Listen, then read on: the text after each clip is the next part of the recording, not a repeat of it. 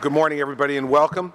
I am thrilled to be here for my fourth trip to this site. My first one was during transition, when there was a different developer here back in the late fall, early winter of 2009, and two more trips since then to welcome 555 and the Ghermezian family here, and then once again in 2014.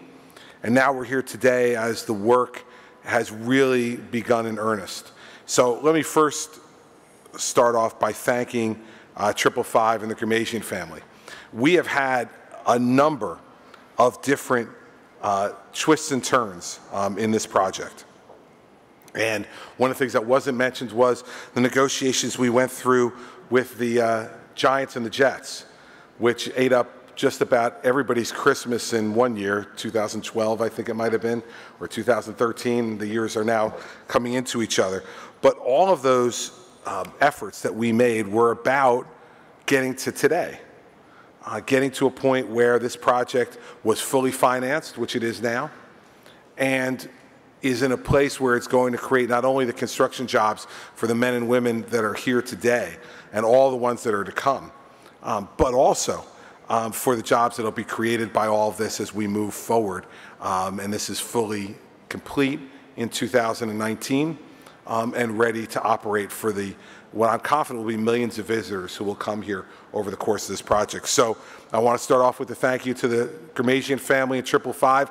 They believed in New Jersey and they believed in the opportunity here, and they have put their money where their mouth is as well. And that is not an easy thing to do, especially during times when we first began these discussions when the economy was not going nearly as well as it's going now.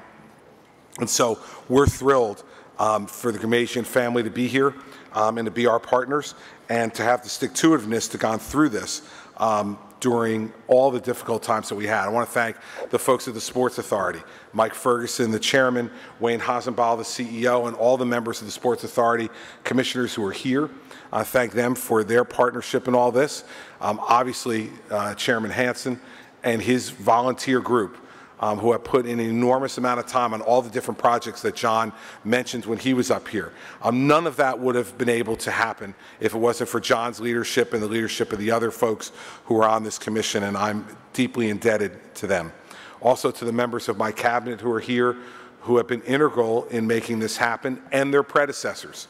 So Attorney General Perino and Labor Commissioner Fichtner, the CEO of the EDA, Melissa Orson, Chuck Richmond, all of these folks and their predecessors have played a large role in getting this done, as has Choose New Jersey, our private sector partner under Michelle Brown's leadership, and her predecessor as well. All of those folks in the administration have worked together. I'm very proud of all of them. And this multi-billion-dollar project is one of the results of that partnership. It's going to be so vital to our continued economy here in the northern part of the state, a project that will have a real net economic benefit to New Jersey over the next 2 decades, including its impact, as John mentioned, in our tourism industry, which will be significant. 23,000 construction-related jobs created on and off-site throughout New Jersey, jobs that will earn nearly $1.6 billion in compensation for the families of the folks that you see standing right here and the others that will join them over the course of the next few years. Long-term, there'll be nearly 23,000 jobs, permanent jobs, that are created here on the site, including over 16,000 directly here on the American Dream site. Development and construction of American Dream will generate upwards of $80 million in tax revenues for the state, as much as $70 million in sales tax revenue on construction materials, and nearly $10 million in corporate business taxes. Over the first 20 years of operation, an average of $3.5 billion in tax revenue will be paid to the state of New Jersey.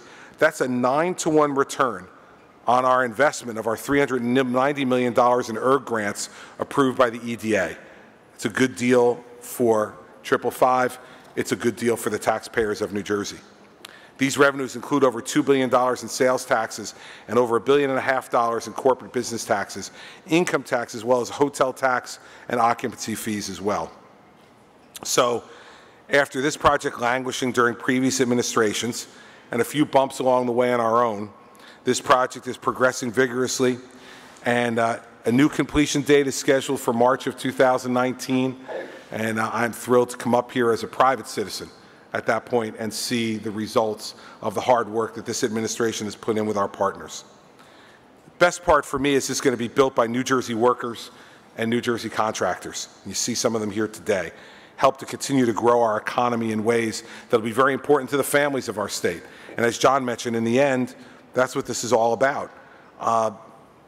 You look at what's been done and what's continuing to be done, not only here, but in Atlantic City, the other places that John and his commission have worked on. And it's being reflected now through the statistics that you see.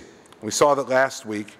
New Jersey employers are now reporting the highest level of jobs in New Jersey history, with the state adding nearly 25,000 jobs in the month of June and July alone, as our non-farm employment income continues to grow.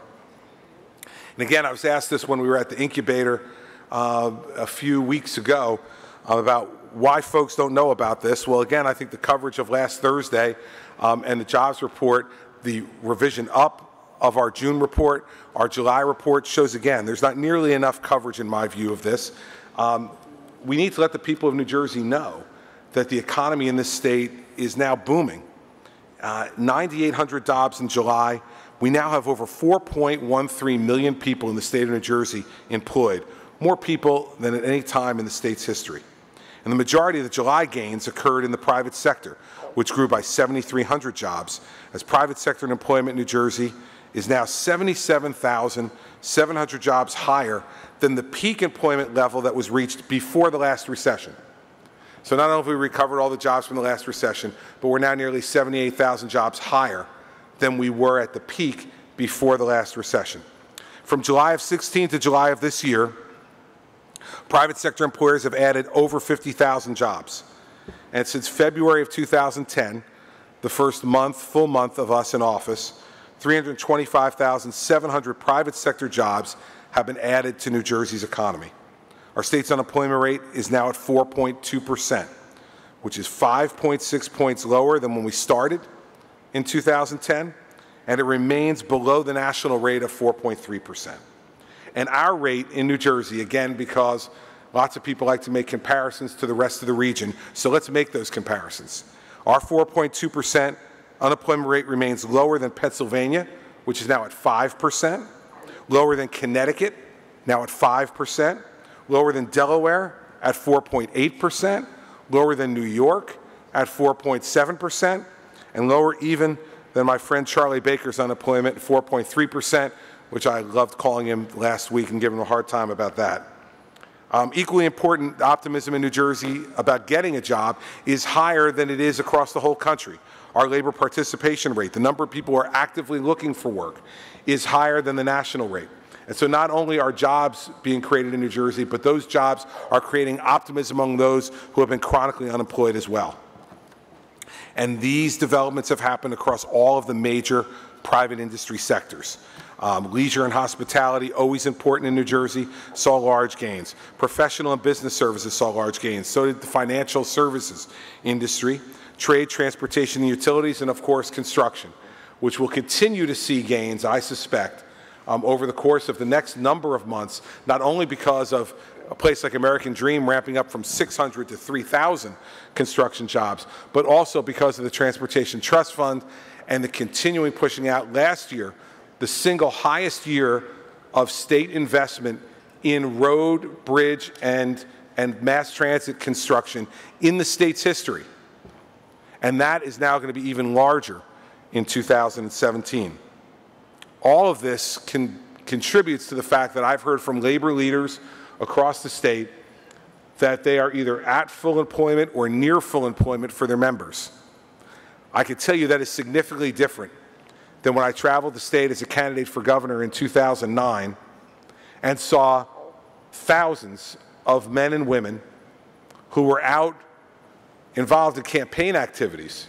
I remember being in Elmer, New Jersey, in Salem County, and Governor Corzine had a group of carpenters who were there protesting my appearance. And so my staff said, well, they're protesting in the front, so I was working a diner, and they said, go out the back door, we'll park the bus back there so that you don't have to go through the protesters. So I said, no, I'll put it in front, I'll go see the protesters. And I went out front, and there were probably about 24 men and women there that day. And I asked them one simple question. Are any of you working? Are you missing work today to come and protest me? And every one of them said, no, we're unemployed. I said, well, what the hell are you protesting me for then? You should head to the Corzine event and protest that. Because under him, you're not working. If you elect me, you will work. And the men and women of labor in this state now know that the promise I made to them in 2009 is a promise that I've kept. They and their families are making a good living, working again in the trade that they've chosen. And we saw no protesters in 2013. And I suspect in 2017 in this race, you're all going to be too busy working to have anybody send you out to go and protest anywhere. That's a good thing.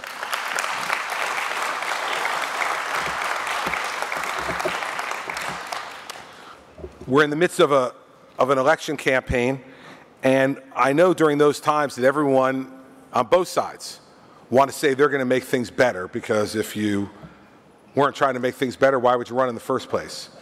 But this is going to be a challenging record for them to do better with. 325,000 new private sector jobs, the lowest unemployment in the state in 16 years, more people at work than any time in the state's history, and continuing increases in state revenues without any broad-based income tax, sales tax, or corporate tax increases. That's what we strove for when we ran in 2009. And those cranes moving behind you, and those men and women standing ready to get back to work when we get done, well, that's what this was all about in 2009. And that's why I'm so proud to be here 8 years later to be able to say that with the work of all the different people that I mentioned, this is now something that we've accomplished. And so, once again, to the members of my administration, the Hansen Commission, the Sports Authority and their commissioners, and all of our private sector employers and our labor leaders who are represented here today, including our business associations who have been so important in making this happen, I want to thank you for the opportunity to be here and to shepherd the true beginning of this project before my time in office is over.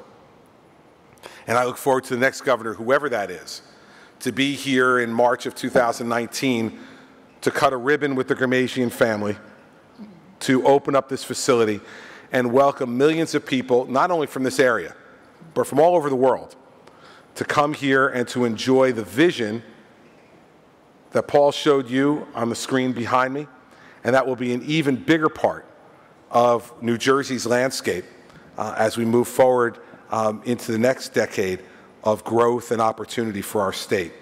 So thank you, everybody's here. I've been gone for a couple of weeks, and I know the press has missed me desperately. So I'll be happy to take a few questions from them. This is really not so much for my entertainment as it is for the men and women in the hats. They love when I take questions from the press, and so we'll try to entertain you guys if you have to be standing back there anyway. So take a few questions. Michael?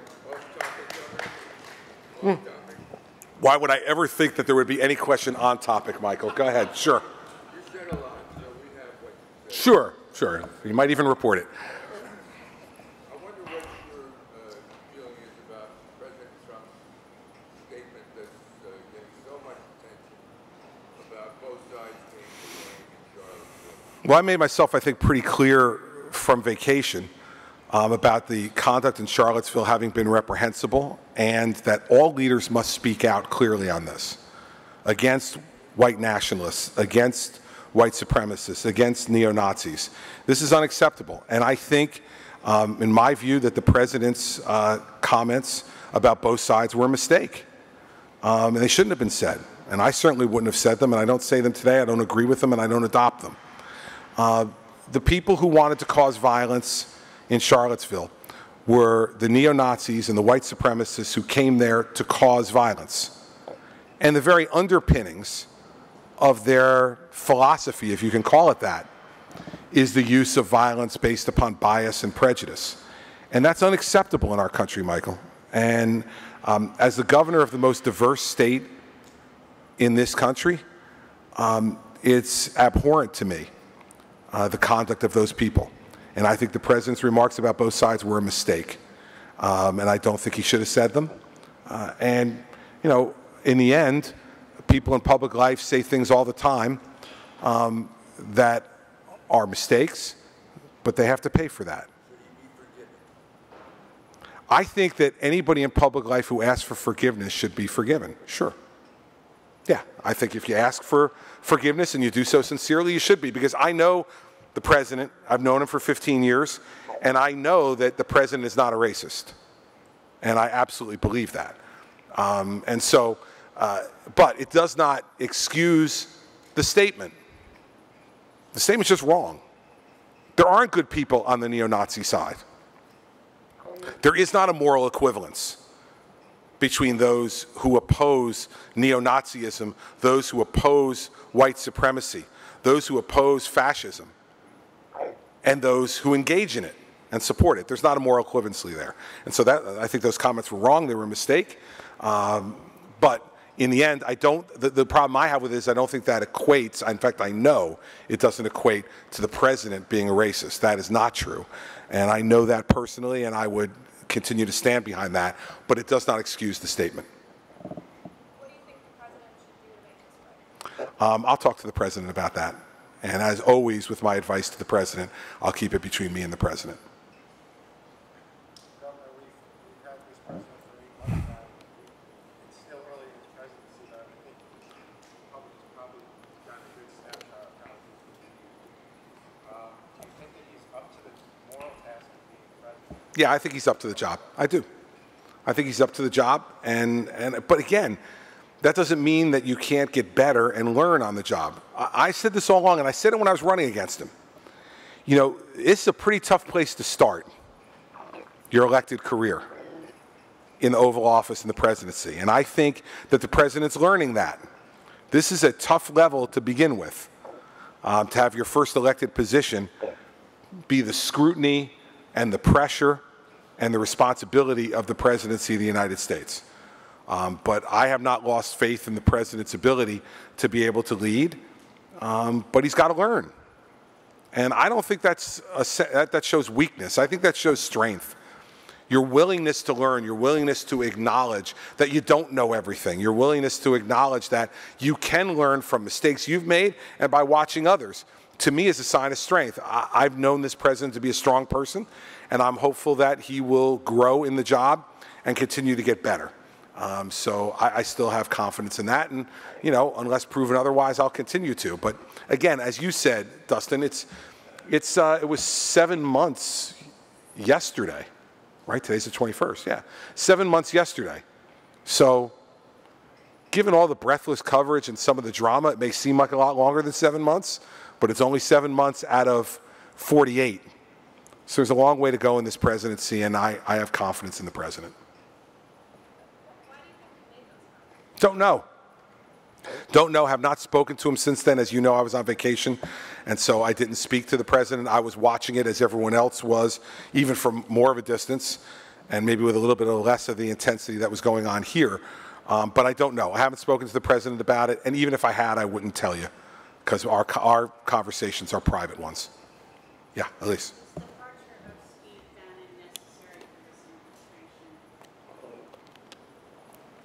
Listen, that's the president's call.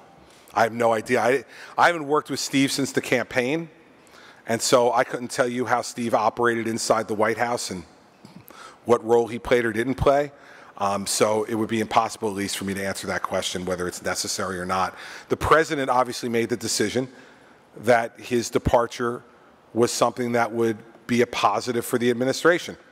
That's the president's call. He gets to make those calls. Time will tell whether he was right or wrong. But that's the president's call. He has the right to make it.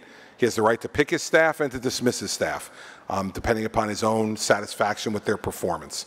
And it's always one of the most difficult things to do in public life. I've only had to do it a few times in my governorship, but whenever you have to dismiss someone who's either on your senior staff or in your cabinet, that's always a difficult thing to have to do. And so I'm sure the president took that seriously and made the decision that he thought was best. Claude?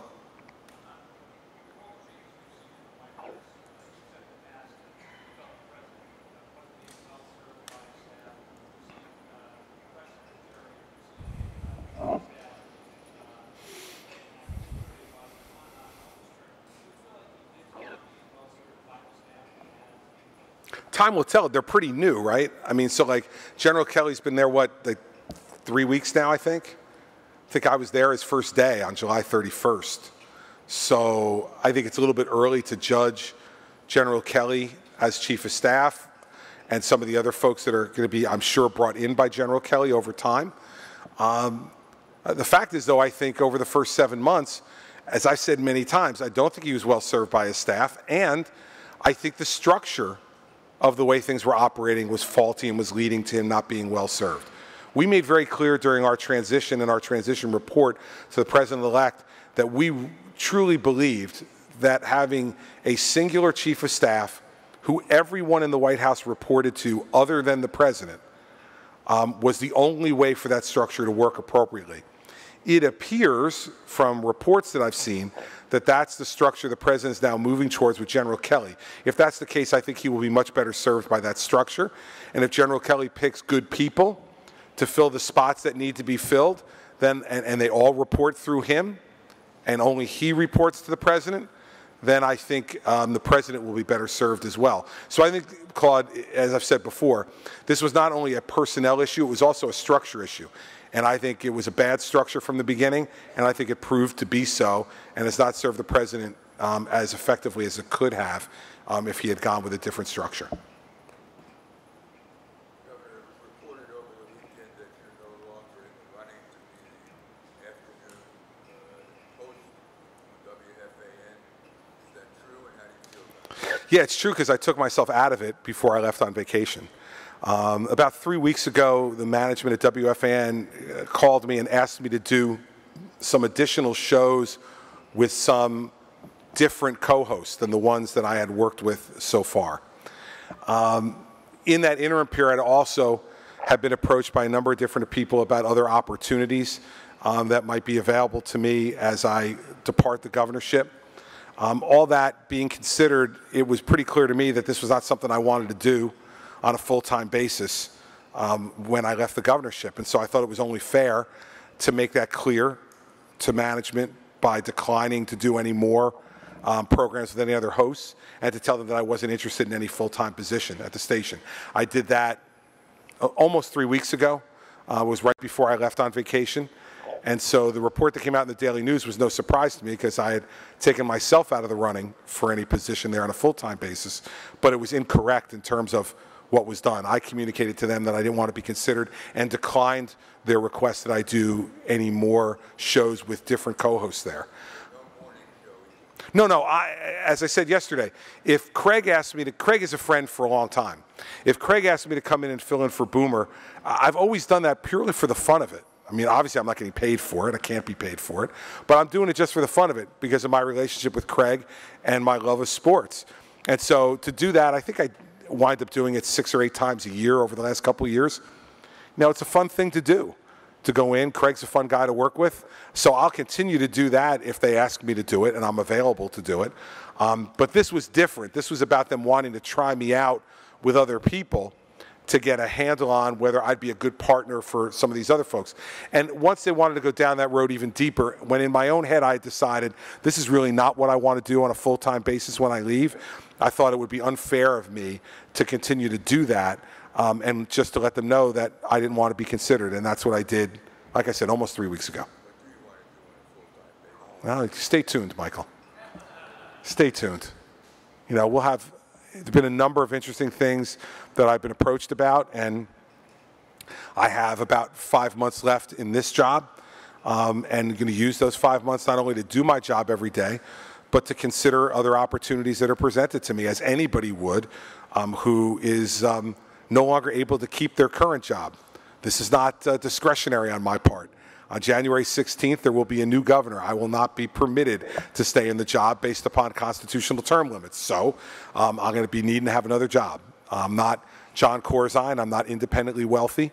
I can't go off and just say it's no problem. I can live off, you know, my interest. That's not our situation. So not only do I want to do other things in the future, I need to do other things in the future financially. So just like every one of my senior staff and my cabinet members have over time, while they've been executing their duties, considered other opportunities and then took those opportunities, whether they were other opportunities in the public sector or other opportunities in the private sector, the governor will avail himself of the same opportunity over the course of the next 5 months, so that hopefully, Mary Pat told me I have till February 1st.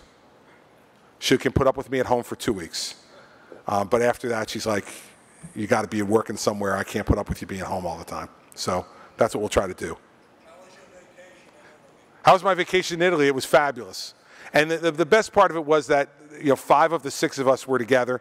Andrew's working full-time in Milwaukee, so he wasn't able to join us, but the other 3 children and Mary Pat and I were together. And for 11 days, we didn't fight with each other, which Mary Pat and I were all both amused by and shocked by, so it was good. There's no bickering, there's no fighting, everybody had a good time.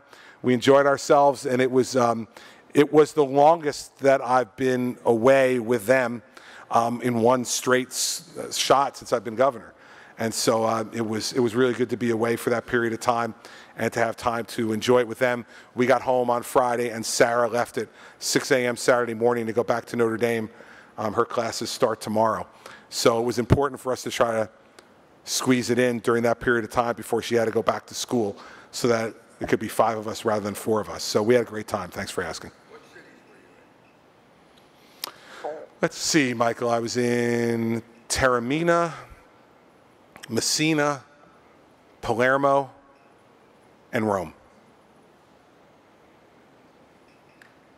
Yes, sir. While you were gone, the president, I'm sure you know, said that the opioid crisis is an emergency. Yeah. I don't think he's actually officially declared it through an executive order, and I haven't seen any indication of any of the other recommendations of the report being put into place. Do you have any information otherwise? No, I think that what they're doing now is working with the Department of Health and Human Services on the recommendations that they can implement already, particularly on the Medicaid side. A lot of that's going to be contingent upon the states. You have to ask for a waiver to be able to get one. And so we're working with our Department of Human Services that runs our Medicaid program to get ready to do that. And my understanding from the White House is that documents are in preparation for the president's consideration and being reviewed by his legal team for him to memorialize what he said on the steps of his club in Bedminster, which is that he agrees with our evaluation that this is a national emergency. And in the end, he's the only one that matters. Whether anybody else agrees or not really doesn't matter.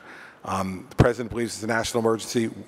All 5 of his commissioners, Republicans and Democrats, believe it's a national emergency.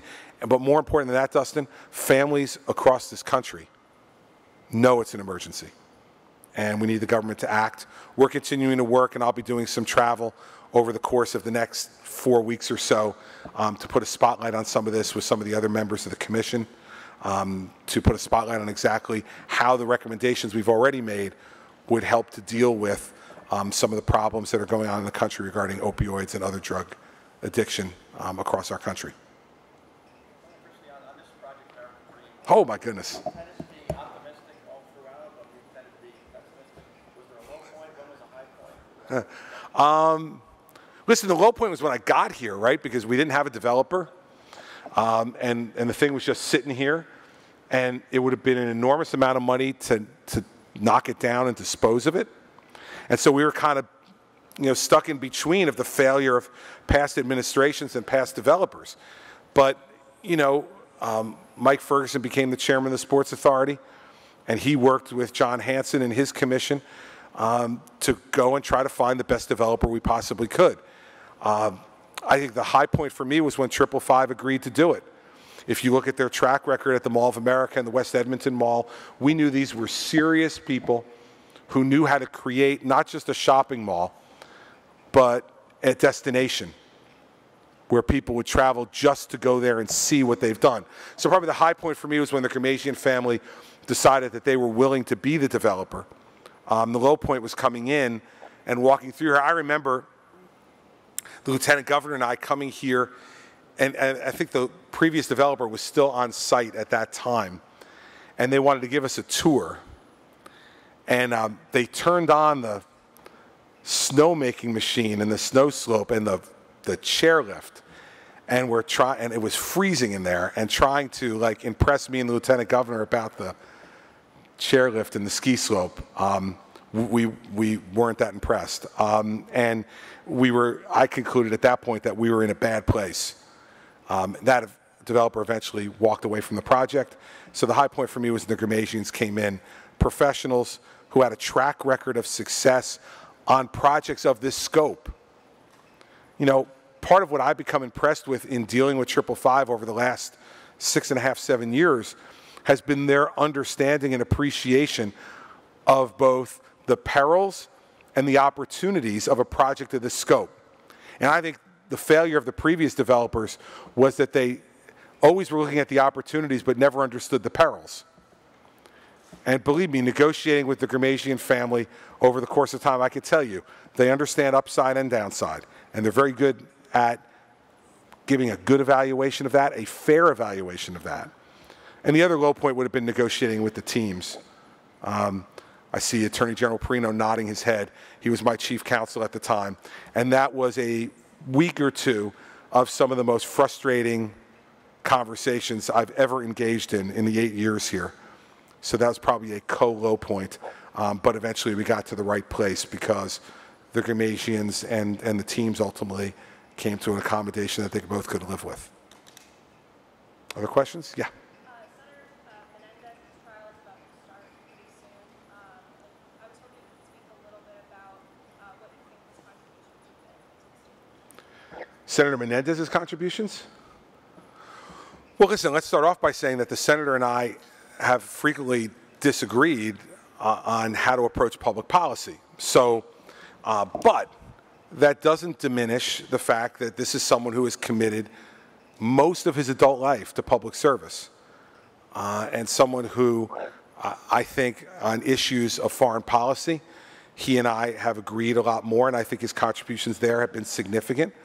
His outspoken advocacy against Castro and against the Obama-Cuba policy, I think was a high point of his time in the United States Senate, speaking up for people's liberty and freedom, and to not support a regime that represses their people and takes their liberties, steals their property, and profits off them. Bob Menendez and I agree on that. And I think, you know, he's also been a very strong advocate for the state. I don't always agree with what he's advocating for, but anyone who's dealt with Bob Menendez knows that he's someone who knows how the political system works and is a sharp-elbowed advocate for the things that he believes in. That's certainly the type of person that you want. Now, if we agreed philosophically, I would give him a full-throated endorsement in that regard. He may not want one, but I would give him one. The fact is that we disagree philosophically on things. But on a personal level, he and I have gotten along very well over the years. We've worked on a number of different things. We're working on the Gateway project right now. And his advocacy on Gateway has been vital, given his seniority on the other side of the aisle in the Senate.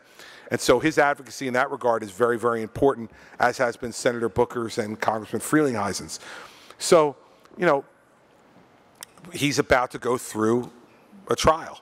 And, you know, we'll let the government bring their proofs forward, let him present his defense, and let a jury of his peers make the judgment, which all of us are entitled to. As I said before when I was asked some of these questions a few weeks ago, he's entitled to the presumption of innocence, as is every person in this room is entitled to the presumption of innocence.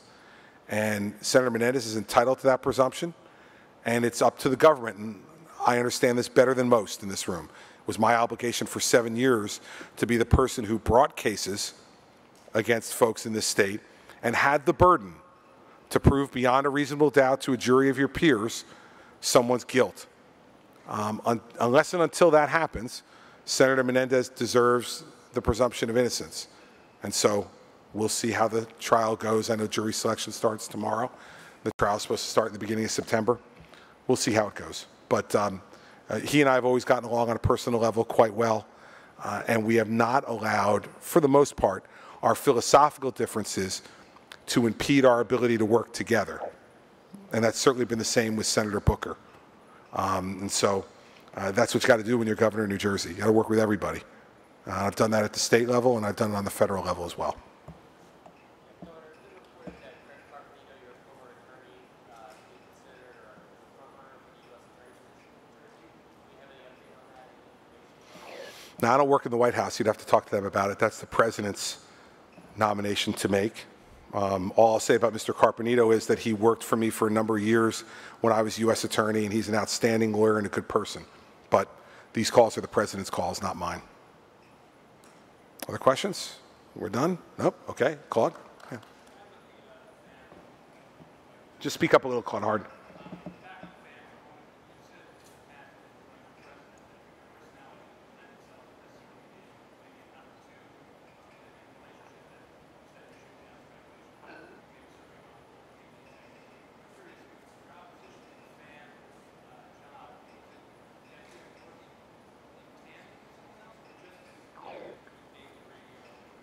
No, the latter.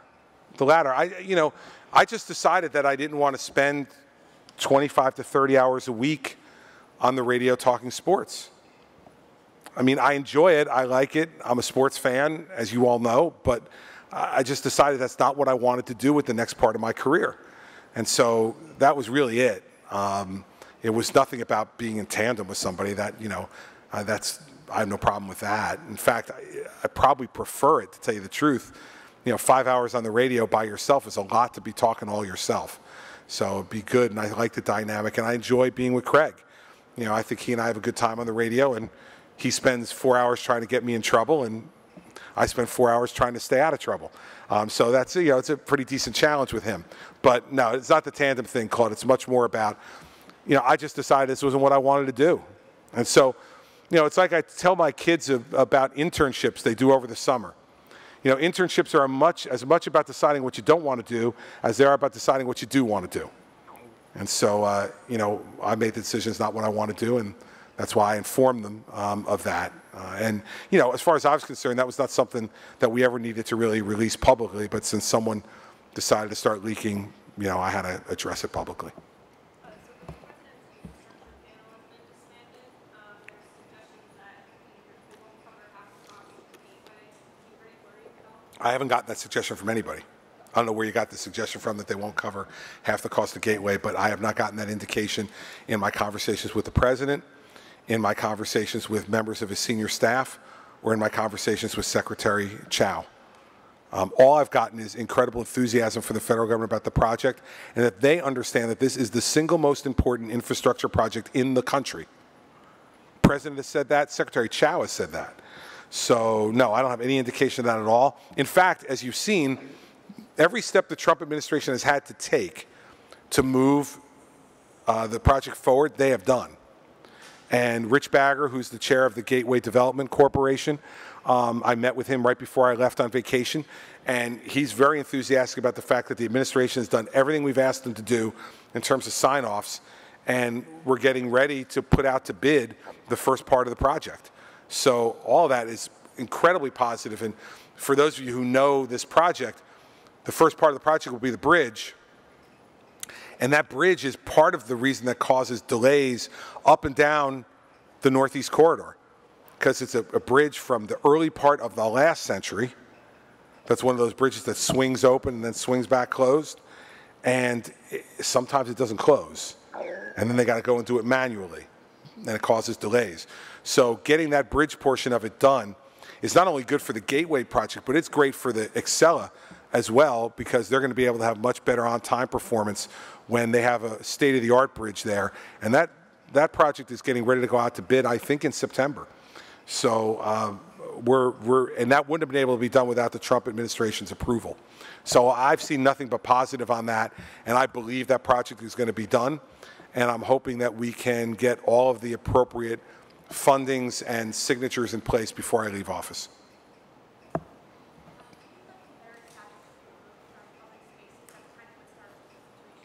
Listen, I think that's up to the individuals in those cities and those states. Again, I'm not someone who believes in erasing our history. On the other hand, the people who are there locally need to decide who they want to build tributes to and memories of. And so, you know, I heard Senator Kaine this morning from Virginia saying that his approach when he was mayor of Richmond and governor of Virginia was to build more statues, not take statues down, but to build more statues of people who are civil rights leaders, people who led the Underground Railroad and other. He said, so rather than subtraction, I want addition to acknowledge what happened later in history. So everyone's going to have a different approach to this, and I don't think the governor of New Jersey should be dictating what happens in those particular states that have these issues. We don't have those issues. So let the governors and the mayors and the local folks make those determinations for themselves. In the end, that's really not the issue. In the end, the issue is neo-Nazism, fascism, white supremacy is absolutely unacceptable in this country.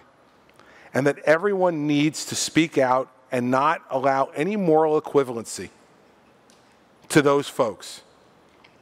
There are no good people in those movements. By definition, you can't subscribe to neo-Nazism and be a good person. In my view, that is completely impossible. And in the end, that's much more what this issue is about than any statue of Robert E. Lee or any other Confederate soldier or leader. It's about, in this country, are we going to allow folks to commit acts of violence in support of a philosophy that's based upon bias and prejudice and hate? And that cannot be permitted. And good, right-thinking people in this country are offended by that. I'm offended by it. And it's not something that I would ever permit willingly in this state and would fight against, not only as governor, but as a private citizen. Our state is a model for the rest of the country in terms of diversity and living peacefully, harmoniously, with all of that diversity. It happens in New Jersey every day. No matter where you're from in the world, if you immigrate to the United States, you should come to New Jersey because you'll be able to find a neighborhood, a community, where your cultural values, your religious values are reflected. And no matter where you live in this state, those values will be respected. And what happened in Charlottesville is an absolute lack of respect for the values that other people hold dear. And that cannot be tolerated or excused or explained away. It just needs to be opposed. No matter what party you're in, no matter what part of the country you live in, and no matter what your own ethnic, religious background is. Because as has been said, they come for one group today. If you stay silent, they're coming for you next. And so everyone needs to be part of this. And that's why when I put out the tweet that I did from vacation where I said every leader must speak out, I meant every leader must speak out. And anything else to me is a failure of leadership. So, you know, the statues is one thing. Let the locals decide that for themselves. I think that it's much better deciding that than some kind of national, you know, decision about that. Folks in Virginia may feel differently than the folks in Georgia, may feel differently than the folks in Texas or Oklahoma. They can all make their own judgments on that and should have the right to make their own judgments on that. But there should be no right to make a judgment about a lack of tolerance and about hate and violence in support of that. Anything else? Yeah, Dustin. So many people agree with you on that point. The issue that I think many people had with the president's responses during the course of the following events was that he said there were good people on both sides, there was violence on many sides. Then he said probably what many people believe is the proper response. But then he reverted and sort of doubled down on the original and sort of muddied the waters up. How was that not a lack of leadership? I think it was a mistake. You know, Dustin, you make mistakes. I've made mistakes. Leaders make mistakes. I mean, that's just the way it goes. When you're in front of a microphone that much, you're going to make mistakes. I'm not excusing it. I'm just explaining it from my experience with him. I believe it was a mistake. And I've said that publicly. So, you know, and it's up to the president to continue to have a dialogue with the American people on this issue and lots of other issues. But no one issue should define anyone. And certainly no one statement should define anyone, not in this context. But in the end, I can't be any clearer about it. You know, like, once words come out, they come out. I've experienced that, right? Once they come out, they come out. And people will, you know, use them as they see fit. But you're the one who did it because you said it.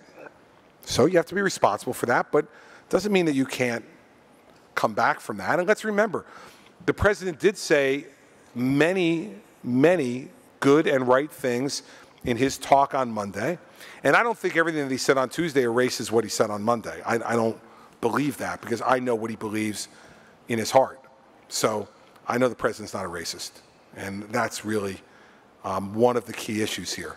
The other ones I've already addressed. So I don't think I can be any clearer. I think it was a mistake.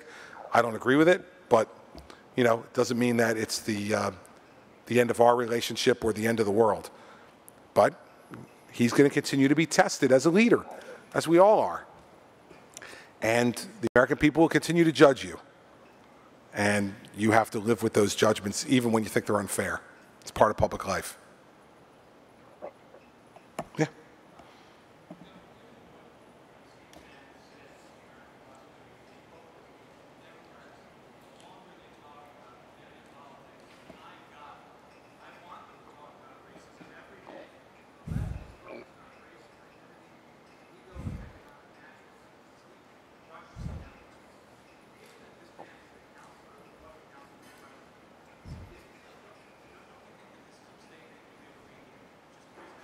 I don't think you can, listen, I think that people so drastically misunderstand the president.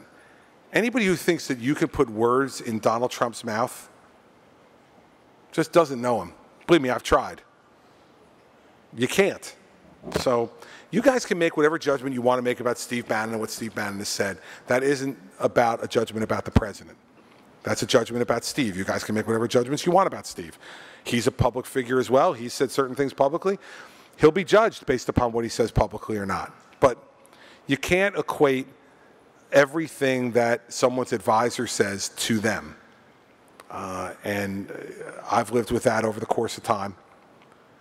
You know, most of the time, I agree with all the things that my cabinet and my staff say. Sometimes I don't. When I don't, you can be sure that I let them know that I don't agree with what they've said. And if it's a fundamental difference, then we've got a breaking point and we've got to decide whether or not they can continue in my employ. And it very well may be that that's where the president was with Steve Bannon. You don't know and I don't know. I haven't spoken to the president about it. If I had, I wouldn't tell you what he said, but we don't know that that may not have been the president's point of view. I don't know. But you jump to certain conclusions on things, that's not fair to the president. The president says enough and tweets enough to be judged on his own merits, not having to be judged, you know, by what other people say as well. Any more questions about the president? Thrilled to take more. Yes? About the president? All right. So there was a report in Politicker about how Mark plans to raise about taxes. I didn't read it, but I saw another report that referenced it, yeah. It's a huge mistake. It's a huge mistake, and believe me, if that's what he's admitting to during a campaign, it's only the beginning. I say to the men and women in the hats and the vests in the back, if this guy's elected governor, get your hands on your wallet. Take your money and put it in the safe deposit box and hide it. He's coming for it. And he's going to try to convince you that he's going to spend it better than you can. When has the government ever spent your money better than you have? Ever. Including me. It's just not the way it works. It's a huge mistake. And he is not telling the truth. This is just the beginning of what he'll do. Those are poll-tested tax increases. Believe me, I've seen the polls on this. These are poll-tested tax increases. And, you know, every time he talks about another tax, his staff drags him away from the podium. All of a sudden, the mass transit tax has disappeared. I thought Bob Gordon was going to have a heart attack standing next to him when he said he was going to raise taxes for mass transit. This guy is just beginning with that $1.3 billion. That's just the beginning. And by the way, you talk to the business folks around here, and many of them are here. You ask them why employers have been adding jobs at the rate they've been adding jobs. Because they feel like over the last 7 years, they've had stability in their expenses. The government's not going into their pocket to take more of their money for our next favorite project. And he wants to raise taxes on the wealthy in this state? Great. Raise them now up to 10.75%. The wealthy are leaving already. Go talk to David Tepper in Florida, the wealthiest man in New Jersey. He left because they were at 9%. What do you think the wealthy in New Jersey are going to do with 10.75? Let me tell you what they're going to do. They're buying a place in Florida. They're spending 185 days or more in Florida, and then they'll buy their shore house and they'll come up here for the summer. And we will get zero income tax from them.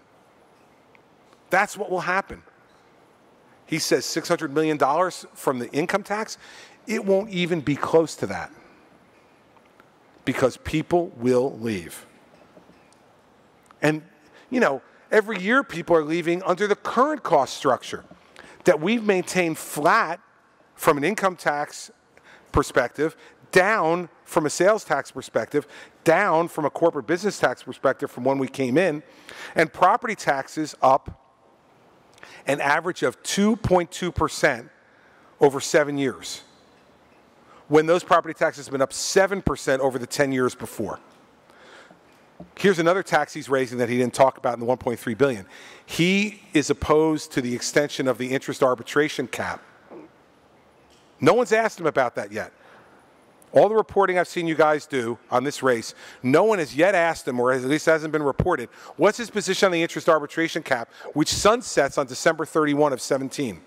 Because if you allow public sector wages to go up in an uncontrolled way, they will. And then the 2% property tax cap will mean nothing. Wait till property taxes start going up even higher. And he's made no proposals so far, zero, as to property taxes. Why? Because he's promised all the money in the income taxes already to the public sector unions. He's going to increase, fully fund the school funding formula. He's going to have full pre-K. I mean, you might as well have the teachers union running for president, or governor rather, because that's what it is. It's the NJEA program to get more money for them. Ask him about property taxes and what he's going to do, because I've listened to his answer. It is gobbledygook. It's nothing. He's going to look for services to share, but not force it. I mean, it's a ridiculous answer from anybody who's actually done a job in public life. So $1.3 billion is just the beginning. Just the beginning. His poll-tested increases in taxes on the wealthy. Because most people aren't wealthy. So if you ask somebody in a poll, hey, I'm going to raise taxes to give you more and better government services, and you're not going to have to pay any of it. I'm going to make someone else pay it. What do you think people are going to say? No. Only those who are most philosophically opposed to increasing taxes on anyone. That's a small percentage. But I guarantee, I'm telling the people in New Jersey now, he's coming for your money. Because there are no longer enough wealthy people in this state to pay for everything he wants to pay for. And so he's going to have to come at the middle class. And he will. He's going to raise taxes on the middle class. Because he cannot pay for all of his promises without it. So either he's going to break his promises or he's going to raise taxes even more. So, you know, his poll-tested tax proposal is really nice. It'll be fine. Wait till, if he becomes governor, wait till January 17th. And he's got to sit down with the legislature and It'll be a Democratic legislature, no doubt, no matter whether it's Governor Guadagno or Governor Murphy. It'll be a Democratic legislature. Get your hands on your wallets, ladies and gentlemen, because neither me nor you have the money to buy a house in Florida to go away. So he's coming for our money. And we've worked hard for the last 8 years not to have that happen. That's why you see the job numbers you see. That's why you see the economic growth you've seen. That's why we're doing better than any of our neighboring states. Look at Connecticut, increased taxes, 5% unemployment. New York, higher taxes, higher unemployment. This is not coincidence. It is cause and effect. So, Mr. Murphy's got his plan, but believe me, it is just scratching the surface. I'm promising the people of New Jersey now, remember, take this video in July of 18, July of 19, when you see the taxes go up. Your property taxes, your income taxes, your sales tax, your corporate business tax. Because when he raises the corporate business tax on these businesses, what do you think they're going to do? Take money out of their own pocket? And let's not even begin to mention the minimum wage, which he wants to raise for everybody to $15 an hour. Go talk to the farmers in Cumberland County and Salem County and Gloucester County and Cape May County about whether they can afford to pay $15 an hour for farm workers. It's going to crush our economy. So, but that's great. I'll end with this. Past is prologue. This is one of the most Democrat states by registration in America. Yet for 40 years, we haven't had a two-term Democratic governor. For 40 years, we haven't had a two-term Democrat. Why? Here's my theory. People get tired of seeing their taxes increased and the size of government increased and spending increased, and so they elect a Republican who says, I'm going to cut taxes, I'm going to cut spending, and I'm going to rein in the size of government. And you saw in those numbers back there that we have lowered the number of public employees at every level in this state because of our policies, nearly 30,000 fewer public employees across the state because of our policies. That is going to go in the other direction. When it does, people elect a Republican. A Republican comes in, says, I'm going to do all these things. They do them, and they reelect them. But then after 8 years of having somebody say no, no, we can't afford this. No, I'm not going to raise taxes. No, I can't do that. People get tired of hearing no. So thinking, you know what? We haven't had a Democrat for 8 years. Let's try a Democrat. So they had 8 years of Tom Kean. And they said, let's try Jim Florio. How bad could it be? And then $2.8 billion in taxes and no payments to the pension system and all the rest. And they go, okay, 4 years is enough of this. We'll take Christy Whitman. She cuts taxes. She shrinks the size of government. She gets reelected. She and Governor DeFrancesco serve 8 years. They're tired of hearing no. So they elect Jim McGreevey. We know how that went. Huge tax increases, including the tire tax, which I just paid the other day. I forgot that it was still there. I just paid the tire tax the other day. Bought a car and paid the tire tax. What the hell is the tire tax? $7.50 a tire. So it's $30 that you got to pay when you buy a new car on the tire tax. Thank you, Governor McGreevey. Now, he wouldn't have gotten reelected. I think anybody who objectively looked at the McGreevey record, if he hadn't resigned, he would have lost. So we got 4 years of John Corzine, higher taxes, higher spending, bigger government, a governor standing on the front steps of the State House saying at a public worker rally, I'm going to fight for a better contract for you. Remember in 09 saying, who the hell is he fighting with? He gets to decide whether they get a better contract or not. I know one Democrat referred to him as the Norma Ray of governors. Michael knows who said that. I won't say it publicly, though. And what happened? I get elected. Cut taxes, lower the size of government, lower spending, get reelected. People are tired of hearing no. I don't know whether that means that there's going to be a Democratic governor in January, but if there is, believe me, he'll do exactly the same thing. And the people of this state will rebel against higher taxes and higher spending and a bigger government. Except every time that they go up, it's harder to bring them back down. I couldn't bring the income tax down as hard as I tried. Couldn't bring the income tax down. Democrats in the legislature wouldn't do it. Brought the sales tax down a little bit, got rid of the estate tax, lowered the corporate business tax, did some good things. But some of that still remains. The tax increases residualize into our society and continue to make us less competitive than we should be. So what's going to happen? Pass this prologue, everybody. And if you elect Phil Murphy, that is what he'll do. Because remember something, he's not from New Jersey. Phil Murphy is not a New Jersey guy. He doesn't understand New Jersey's sensibility on taxes, the same way John Corzine didn't understand it. Phil Murphy is a Massachusetts liberal, the worst kind. A Massachusetts liberal. And he's going to bring Massachusetts liberalism to New Jersey. If that's what you're in for, pull the lever for him. You'll get it. Believe me, you'll get it. So that's what I think of the $1.3 billion tax increase. I think it's great, bad news for the people of New Jersey if he wins, but great news for the Republican Party in 2021 if he wins. Because we'll have a Republican governor in 4 years. I'm willing to bet you. I want to thank the Gurmesian family for putting up with this interlude that had, I think we got one question on American Dream. Congratulations. That was one more than I thought we would. I want to thank the men and women who are working to build this place. Thanks for your hard work.